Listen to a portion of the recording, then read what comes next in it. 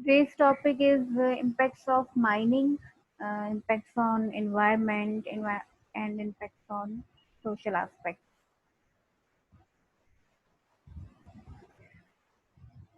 First of all, what is mining? So, students, mining is the extraction of valuable minerals और other geological materials from the earth. ये आपको अच्छी तरह पता है कि माइनिंग क्या है और माइनिंग के नतीजे में आपको क्या चीज़ें, क्या प्रोडक्ट्स हैं जो हासिल होती है। Different minerals, different gems, sand, coal, ये तमाम चीज़ें आप माइनिंग करके ज़मीन के अंदर से एक्सट्रैक्ट करते हैं, बाहर लेकर आते हैं और उनको इस्तेमाल में लेकर आते हैं। Mining is required to obtain any material that cannot be grown through agricultural processes or feasibly created artificially in a laboratory or factory. Obvious बात है, ये वो प्रोडक्ट्स जो आप आर्टिफिशियली लैब में नहीं बना पाते या फैक्ट्री में मैन्युफैक्चर नहीं कर सकते या आप उसे उगा नहीं सकते, उससे आप क्या करते हैं, उन प्रोडक्ट्स को आप माइन करते हैं। ज़मीन में वो ऑलरेडी मौजूद है इंटेक्ट फॉर्म में, उसे आप बाहर लेकर आते हैं और अवेलेबल फॉर्म में उसको लेकर आते हैं। Mining in a wider sense includes extraction of any non renewable resources. ठीक है, ये भी आपको पता है कि ये तमाम के तमाम जो आप माइनिंग करके निकाल रहे हैं वो एक नॉन रिन्यूएबल रिसोर्स में आएगा, जैसे पेट्रोलियम है, नेचुरल गैस है और इवन वाटर है। यानी मिसाल के तौर पर अगर किसी रॉक में कुछ मौजूद है, वो वहां से आपने एक्सट्रैक्ट कर दिया, तो अब वो वहां पर रीजनरेट नहीं होगा with in a time scale. जो आपका पीरियड है इस जनरेशन का या आगे एक दो और जनरेशन का, इस टाइम पीरियड में वो दोबारा रीजनरेट नहीं होगा, तो इसलिए नॉन रिन्यूएबल होगी। तो mining operations usually create a negative environmental impact. ठीक है, इकोनॉमिक फायदे तो हैं माइनिंग के, लेकिन ज्यादा जो इसके नेगेटिव इम्पैक्ट है वो आपके इन्वायरमेंट में देखने को आते हैं। Mining operations usually create a negative environmental impact both during the mining activity and after the mine has closed. Mining के जो इम्पैक्ट्स हैं वो माइनिंग के दौरान सिर्फ नहीं आते, बल्कि माइनिंग के बाद, मतलब माइनिंग हो चुकी, वो जगह बंद हो गई, क्लोज हो गई माइनिंग, उसके बाद भी वो इम्पैक्ट वहीं रहेंगे। इवन माइनिंग शुरू करने से पहले के भी जो प्रोसेसेस होते हैं उसके नतीजे में भी नेगेटिव एनवायरमेंटल इम्पैक्ट्स नजर आएंगे। अच्छा, hence most of the world's nations have passed regulations to decrease the impact. तो जो दुनिया में बहुत सारी नेशंस हैं, डेवलप्ड कंट्रीज खास तौर पर, जिन्होंने, क्योंकि माइनिंग के बहुत नेगेटिव इम्पैक्ट्स आते हैं आपके तमाम इन्वायरमेंटल कंपार्टमेंट्स पर, तो उसको डिक्रीज करने के लिए डिफरेंट लॉज, डिफरेंट लेजिस्लेशंस और रेगुलेशंस बनाई हुई हैं, जिसको फॉलो करना ज़रूरी है, अदरवाइज आप माइनिंग नहीं कर सकते।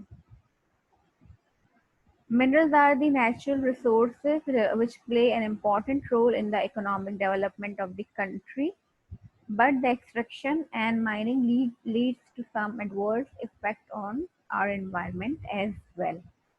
ठीक है, आपकी इकोनॉमी के लिए, इकोनॉमिक डेवलपमेंट के लिए तो माइनिंग ज़रूरी है, क्योंकि ये आपको जो है डिफरेंट मिनरल्स देती हैं, डिफरेंट जो है वो मेटल्स देती हैं और कंक्रीट का मटेरियल देती हैं, कंस्ट्रक्शन के लिए मटेरियल देती हैं। तो ये सब माइनिंग के बगैर तो पॉसिबल नहीं है, मतलब ना आप माइनिंग के बगैर ना आप इंफ्रास्ट्रक्चर बना सकते हैं, ना आप जो है वो इलेक्ट्रॉनिक अप्लायंसेस, जितने भी इलेक्ट्रॉनिक्स की चीज़ें हैं उनमें भी मेटल्स यूज हो रहे हैं, वो सब आप कहाँ से लाएंगे।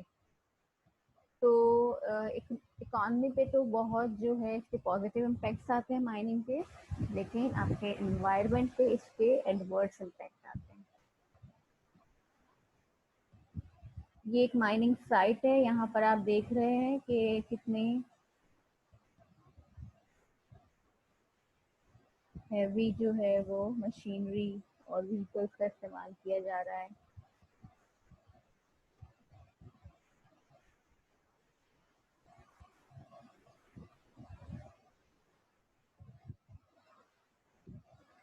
Proposed mining projects vary according to the types of metals or materials to be extracted from the earth. The majority of proposed mining projects involve the extraction of ore deposits such as copper, nickel, cobalt, silver, lead, zinc, molybdenum, and platinum. तो students mining किस तरह की होनी चाहिए, type of mining किस तरह का होना चाहिए, किस तरह के माइनिंग प्रोजेक्ट लगाना चाहिए, वो डिपेंड करता है कि आपको किस तरह का मटेरियल रिक्वायर्ड है माइनिंग के लिए, आप माइनिंग किस प्रोडक्ट के लिए कर रहे हैं, क्या चीज़ आप ज़मीन से चाह रहे हैं, तो उस हिसाब से आप माइनिंग का जो प्रोजेक्ट है उसको असेंबल करते हैं, उसको सेट करते हैं। अच्छा, देन आपके फेजेस क्या हैं, phases of a mining project आपके क्या हैं? There are different phases of a mining project, beginning with the mineral ore exploration and ending with the post closure period. What follows are the typical phases of a proposed mining project. Each phase of mining is associated with different sets of environmental impacts. ठीक है, आपकी mining ये नहीं कि जाके सीधे सीधे आपने एक्सट्रैक्शन शुरू कर दी, माइनिंग का पूरा एक जो प्रोसेस है वो डिफरेंट फेजेस में डिवाइड होता है and it start with the exploration.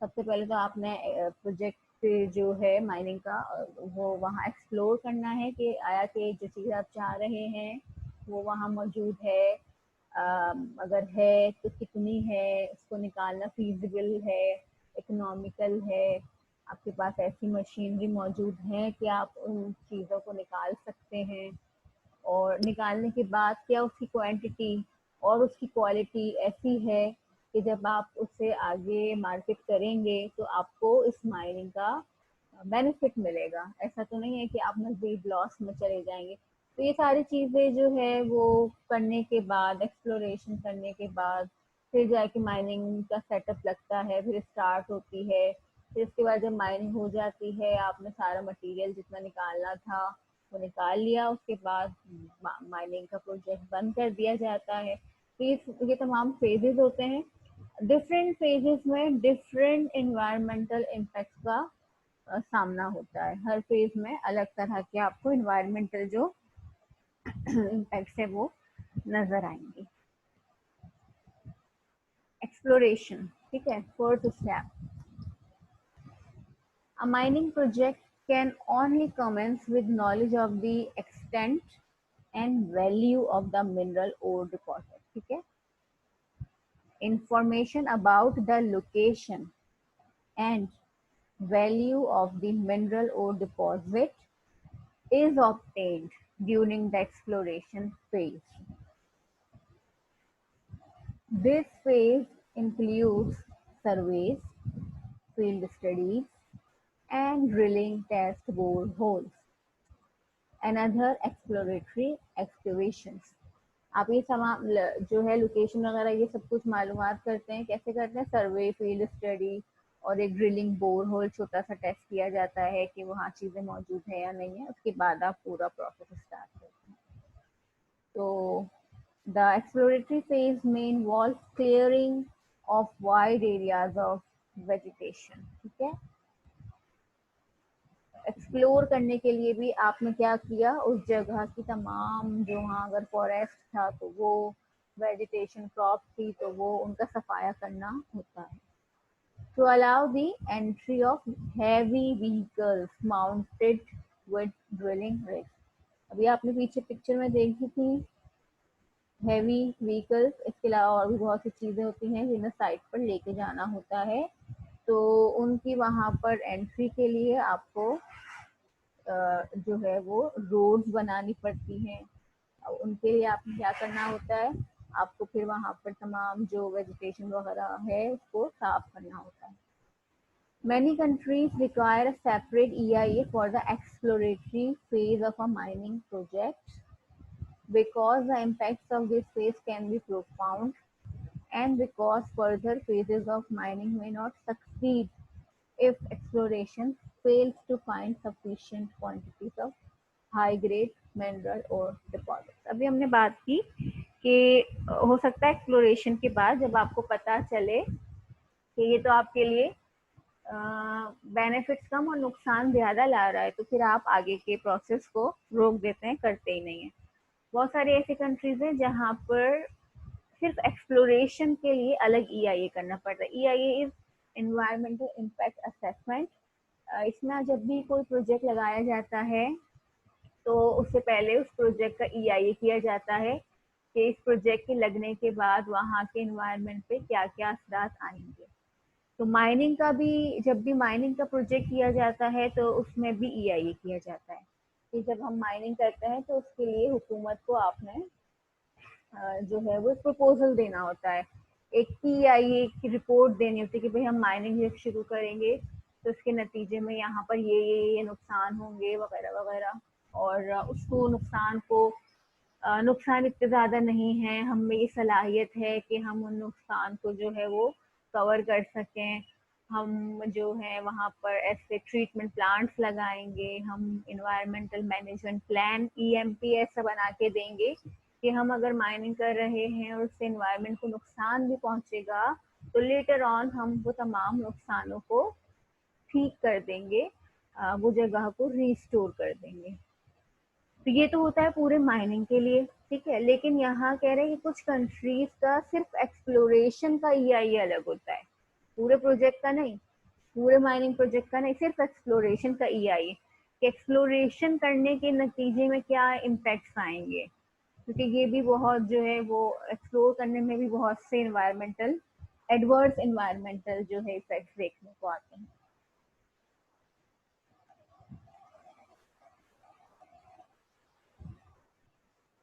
Exploration के बाद डेवलपमेंट है, ठीक है। यानी वंस के आपको जो है पता चल गया कि हाँ भाई फला मेटल या फला जेम मुझे निकालना है, तो वो वहाँ हाई ग्रेड क्वालिटी में मौजूद है और इनफ क्वांटिटी है कि उसको निकालने के बाद मैं प्रॉफिटेबली उसे मार्केट कर सकता हूँ, तो फिर आप नेक्स्ट फेज की तरफ जाते हैं, that is development. If the mineral ore exploration phase proves that there is a large enough mineral ore deposit of sufficient grade, then the project proponent may begin to plan a development of the mine. अच्छा, this phase of the mining project has several distinct components. अब वो components क्या है development के? Number one है construction of access roads. अब development में क्या, सबसे पहले तो आपने रोड्स बनाने हैं ताकि आप जो है अपनी सारी हैवी मशीनरी को वहां तक, स्टोरेज कंटेनर्स हैं, कैबिन्स हैं, जो लोग वहाँ काम करेंगे उनके रिहाइश का बंदोबस्त, ये सब कुछ आपने लेके जाना है कंस्ट्रक्शन साइट पर। तो इसके लिए आपको क्या चाहिए होंगे, रोड्स चाहिए होंगे। The construction of access roads either to provide heavy equipment and supplies to the mine site or to ship out processed metals and ores, ठीक है। एक तो वहाँ हैवी इक्विपमेंट्स पहुंचाना, उसके बाद जो सप्लाई, जो प्रोडक्ट्स आपने वहां से एक्सट्रैक्ट कर ली उनको भी वहां से लेकर आना, इन इन तमाम के लिए आपको क्या करना होगा, रोड बनाने होंगे। इसके impacts can have substantial environmental impacts, especially if access roads cut through ecologically sensitive areas or are near previously isolated community, ठीक है। खास तौर पर वहाँ नुकसान ज़्यादा होगा कि अगर कोई इकोलॉजिकली सेंसिटिव एरिया है, यानी कोई वाइल्ड लाइफ है वहाँ पर और जंगलात हैं या तो, और या फिर कोई ऐसी जगह जहाँ पर लोग आबाद हैं, तो वहाँ पर आपको जो है थोड़े प्रॉब्लम्स फेस करने पड़ेंगे और वहाँ इस वजह से इन्वायरमेंटल इम्पैक्ट्स मजीद बढ़ जाएंगे। If a proposed mining project involves the construction of any access roads, then the EIA for the project must include a comprehensive assessment of the environmental and social impacts of these roads. तो ऐसे mining project जिसमें road बनाने की ज़रूरत पेश आ रही है, तो ईआईए की रिपोर्ट में आपको वो एक कॉम्प्रिहेंसिव असेसमेंट करके देनी होगी कि रोड कंस्ट्रक्शन के नतीजे में उस जगह के एनवायरनमेंट पे क्या क्या तब्दीलियां आएंगी।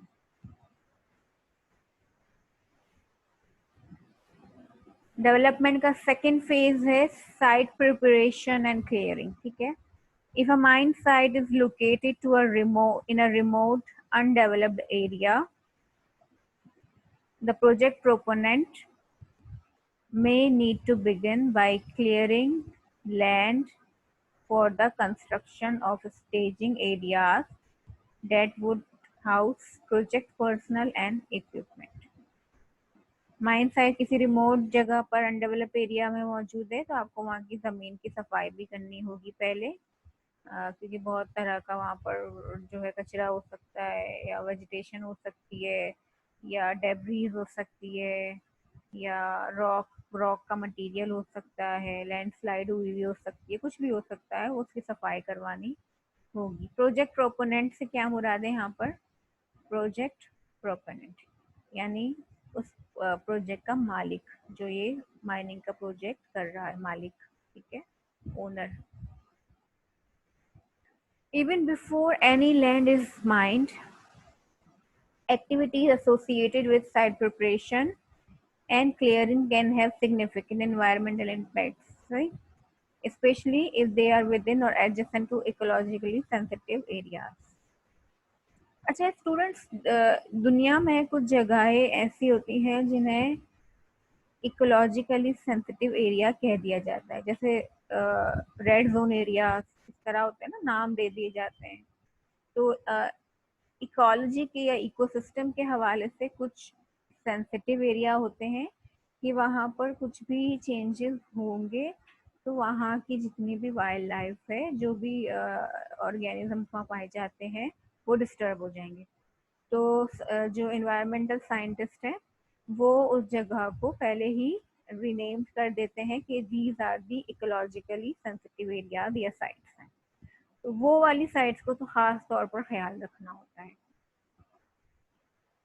The EIA must assess separately the impacts associated with the site preparation, ठीक है। और EIA में आपने साइट प्रिपरेशन और क्लियरिंग का भी एक अलग जो है वो पोर्शन बनाना होगा, जिसमें आप जो डिटेल्ड स्टडी करके उसमें रिपोर्ट में मेंशन करोगे कि साइट प्रिपरेशन और क्लियरिंग के दौरान जो एक्टिविटीज आप करोगे तो उसकी वजह से वहाँ के एनवायरनमेंट पे क्या इम्पेक्ट आएंगे। यानी अगर वहाँ की आप सफाई किसी जगह की कर रहे हैं तो उसके लिए जाहिर सी बात है आपको कुछ इक्विपमेंट्स चाहिए होंगे, कुछ ट्रीटमेंट्स चाहिए होंगे, और कुछ उठाने वाली चीज़ें चाहिए होंगी, स्टोरेज की चाहिए होंगी। तो उसकी वजह से वहाँ पर क्या इम्पेक्ट आएगा वो आपने बताना। अच्छा, ये तैयारी हो गई, एक्सप्लोरेशन हो गई, डेवलपमेंट हो गई, अब क्या होगा? Active mining. माइनिंग जो है वो आप स्टार्ट कर सकते हैं। Once a mining company has constructed access roads and prepared staging area that would house project personnel and equipment, mining may commence. अब माइनिंग स्टार्ट हो सकती है। All types of active mining share a common aspect, the extraction and concentration or beneficiation of a metal from the earth, ठीक है। सारी जो mining होती हैं, जितनी भी तरह की माइनिंग है, उनका मकसद क्या होता है? एक्सट्रैक्ट करना जो चीज़ आपको चाहिए, ठीक है, एक्सट्रैक्ट की, उसके बाद उसकी कंसंट्रेशन की, क्योंकि हमारे पास प्योर फॉर्म में तो नहीं आ रही होती ना चीज़, उसके साथ बहुत सारी फॉर एग्जाम्पल ओर्स की शक्ल में या तो आ रही होती है, और ओर्स क्या है? कॉम्बिनेशन ऑफ मेटल्स होता है, और आपको उसमें से जो चीज़ रिक्वायर्ड होती है आप सिर्फ वो निकालते हैं। तो उस प्रोसेस का नाम होता है कंसंट्रेशन या बेनिफिशिएशन, ठीक है। उससे आप क्या कर, जैसे गोल्ड है मिसाल के तौर पर, अब गोल्ड अकेला तो नहीं आएगा, उसके साथ वो बहुत सारे गंध में जो है वो मर्ज हुआ होगा। तो उसको गोल्ड को बिल्कुल प्योर हालत में निकालना, कंसंट्रेट करना, बेनिफिशिएशन कहलाता है। अच्छा, ये बेनिफिशिएशन का प्रोसेस ज़्यादातर वही साइट पर किया जाता है, और जो डर्ट साथ में लगी होती है, जो डिफरेंट अनवांटेड एलिमेंट्स होते हैं उन्हें वहीं छोड़ दिया जाता है, और जो फैक्ट्री है वहां तक सिर्फ आप अपना जो चीज चाहिए थी प्योर फॉर्म में वो लेकर आ रहे होते हैं. Proposed mining projects differ considerably in the proposed method for extracting and concentrating. ठीक है, और हर एक का एक्सट्रैक्शन अलग होता है तरीका, depending upon the what things you required, और एक्सट्रैक्ट और कंसंट्रेट करने का उनका तरीका अलग हो सकता है. But in almost every case, metallic ores are buried under a layer of ordinary soil or rock called overburden और waste rock. ठीक है, लेकिन ये जो मेटालिक रॉक्स आपको चाहिए वो नॉर्मली यही होता है कि वो जो है सॉइल और रॉक की लेयर्स के नीचे दबा हुआ होता है, तभी तो आप माइन कर रहे हैं, क्योंकि ऊपर तो होता तो आप तो उठा ही लेते डायरेक्ट से. माइनिंग है ही ये कि ऊपर जो ओवरबर्डन या वेस्ट रॉक है उसको अलहदा करना, और नीचे उसके जो है वो डिगिंग कर कर ड्रिलिंग कर कर मेटालिक ओर्स को एक्सट्रैक्ट करना. तो under a layer of ordinary soil और रॉक कॉल ओवरबर्डन और वेस्ट रॉक कहलाती है, डेट मस्ट बी मूव्ड और excavated to allow access to the ore deposit. Access चाहिए ना अंदर ओर हासिल करने का, उसके लिए आपको ये चीजें ऊपर से हटानी होगी. The first way in which proposed mining projects differ is the proposed method of moving or excavating the overburden. What follows are brief descriptions of the most common method. ठीक है, अब वो ऊपर का जो मटेरियल है वो कैसे हटाना है वो देखते हैं. टाइप्स ऑफ माइनिंग में आता है. तो इसमें हम देखते हैं मेजर जो है वो दो बड़ी टाइप्स हैं. एक ओपन पिट माइनिंग है. Open pit mining is a type of strip mining भी कहलाती है, in which the ore deposit extends very deep in the ground, necessitating the removal of layer upon layer of overburden and ore. Open pit कुछ इस तरह देखने कहाँ है, ये इस तरह की.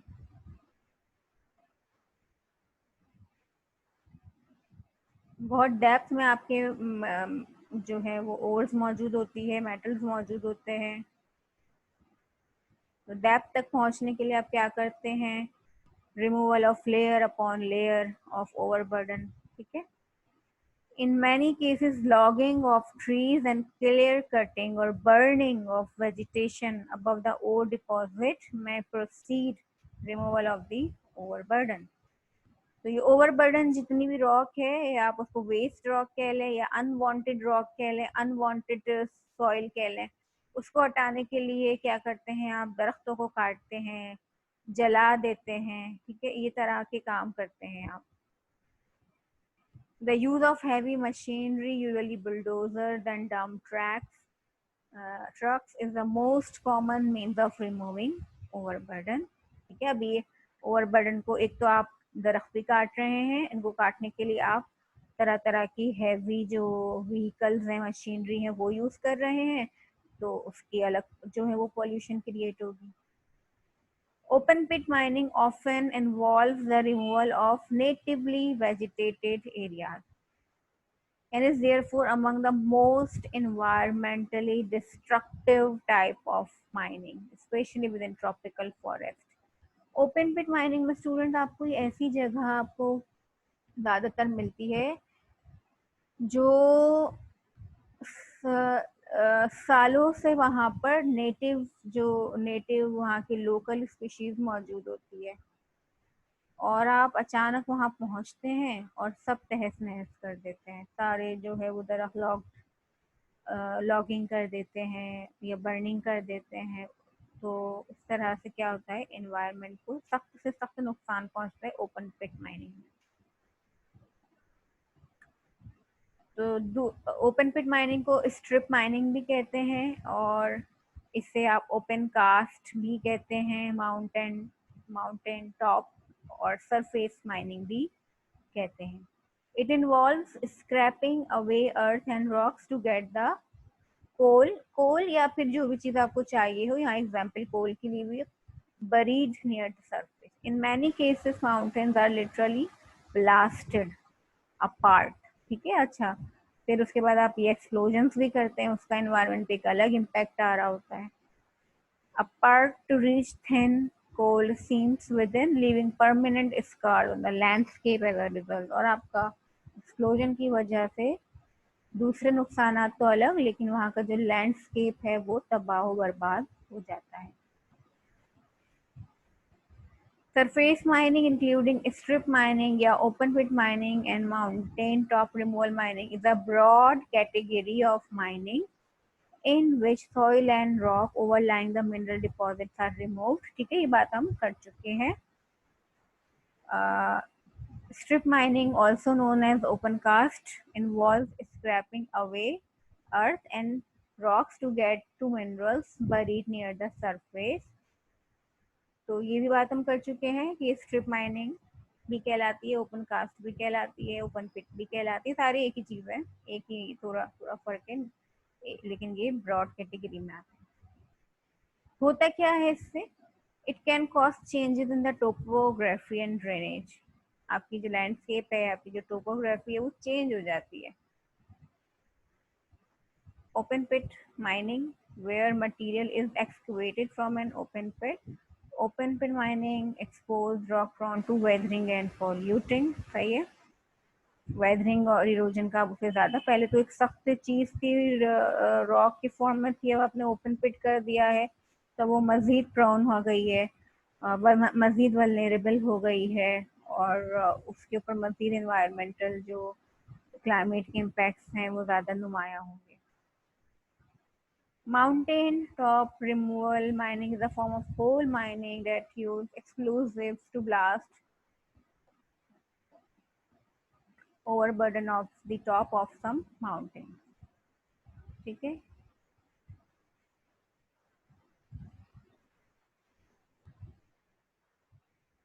ये जगह जो आपको नजर आ रही है ये आफ्टर है.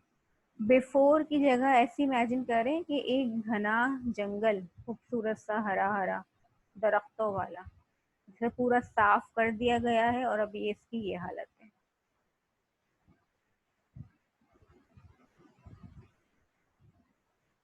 These are the another illustrations of the open pit mining या strip mining.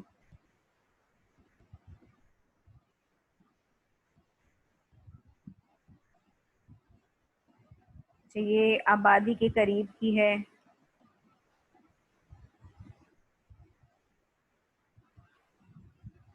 सोचें यहाँ पर रहने वाले लोग इन्वायरमेंटली भी कितने डिस्टर्ब हैं और सोशली भी कितने डिस्टर्ब हैं इस माइनिंग की वजह से.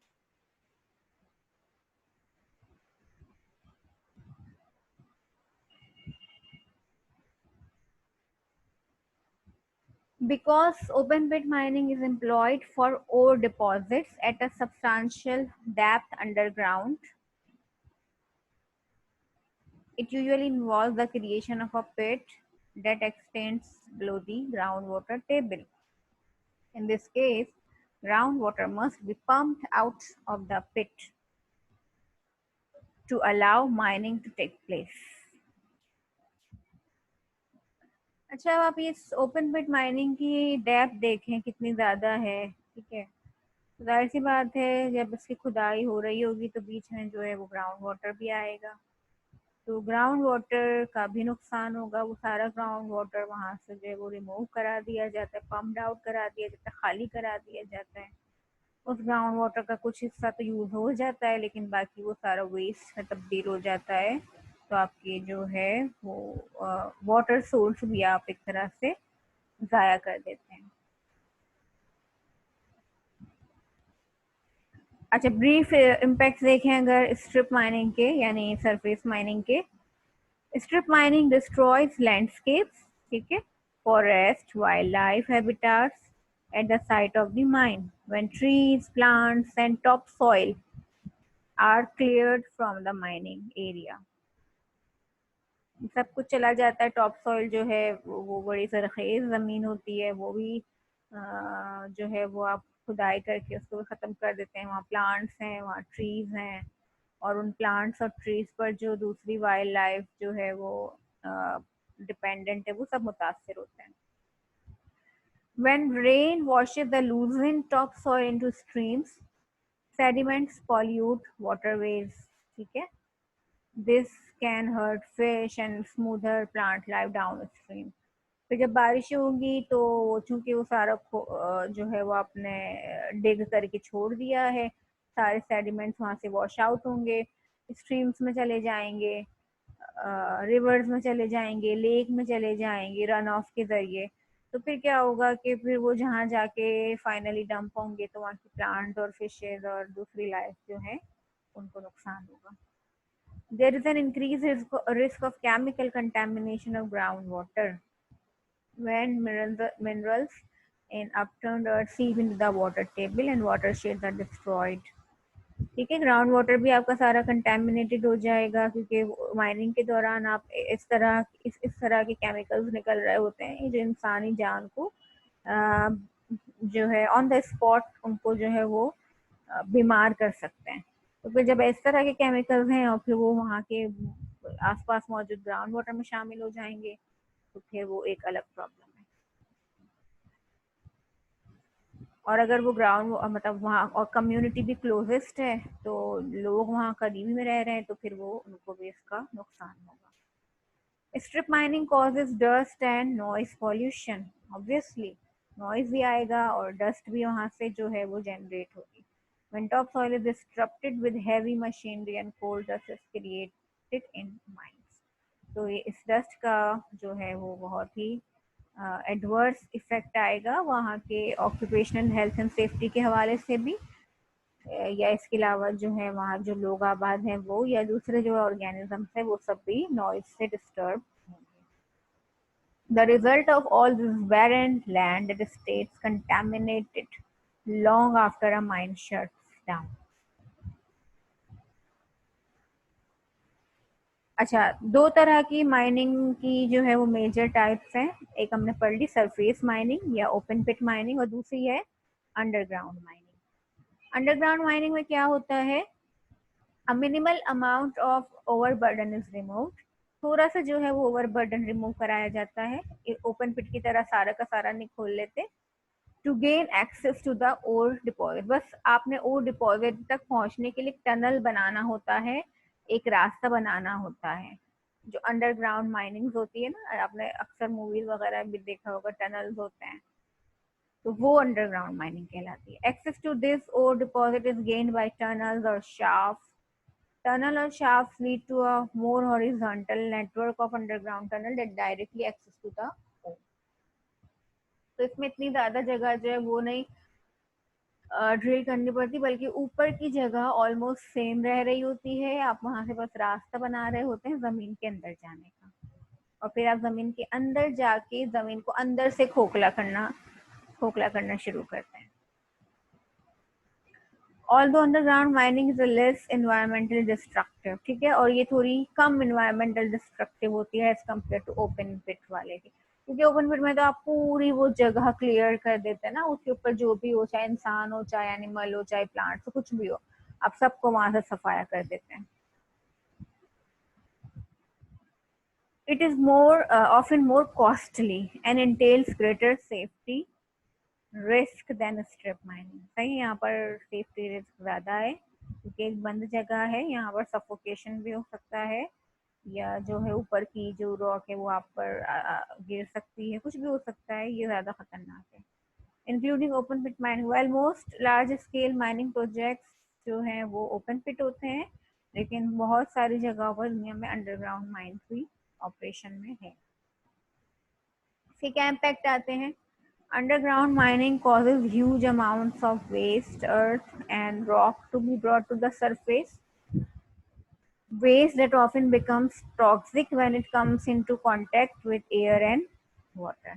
तो जो जमीन के अंदर का जितना भी आपने टनल बना के अंदर आप घुस गए और अब आप एक्सट्रैक्शन कर रहे हैं, तो वो नीचे का जो मटेरियल है, मवाद है, रॉक है, सॉइल है, उसको निकाल के आप बाहर भी तो डालोगे, तब जाके आपको रास्ता मिलेगा ना अंदर जाने का। तो वो जो सारा चीज़ है वो टॉक्सिक हो सकती हैं। उसके अंदर ऐसे कंपाउंड हो सकते हैं जो इन्वायरमेंट में अब आप जमीन के नीचे से निकाल के वो बाहर लेकर आ गए, अब वो इन्वायरमेंट को नुकसान पहुंचा सकते हैं जब कांटेक्ट में आएंगे एयर के। It causes subsidence as mine collapse and the land above it start to sink। तो subsidence भी हो सकती है क्योंकि नीचे हॉलो कैविटी बन गई है, तो जमीन जो ऊपर की है वो ढह ढह सकती है, बैठ सकती है, सिंक हो सकती है, सबसीडेंस हो सकता है। तो इसीलिए ये एक सेफ्टी रिस्क भी है। It lowers the water table, changing the flow of underground water and streams। Ground water जो है वो भी डिस्टर्ब होगा वहाँ पर, और स्ट्रीम चैनलाइजेशन आप करेंगे वो भी जो है वो मुतासर होगी। In Germany, for example, over 500 million cubic meters of water are pumped out of the ground every year. Only a small percentage of is used by industry or local towns. The rest is wasted। वही बात आ गई, सारा ground water जो है वो इस्तेमाल में नहीं ला सकते, ज़्यादातर वो वेस्ट हो जाता है। अच्छा, इसके अलावा ग्रीन हाउस गैस इमिशंस भी होंगी। अगर कोल माइनिंग आप कर रहे हैं तो वहाँ से डिफरेंट गैसेस भी निकलेंगी। जो वही बात आ गई, जो जितना भी नीचे टॉक्सिक मटेरियल मौजूद था अब वो बाहर एक्सपोज होकर आ जाएगा। Waste rock disposal. अच्छा, वो जो ओवरबर्डन है या वेस्ट रॉक है वो आप निकाल के बाहर ला रहे हैं, तो ये पिक्चर जो दिखा रही है कि ये देखें ऑलरेडी ओल्ड डंप्स मौजूद हैं यहाँ पर, फिर नए वाले भी आ गए।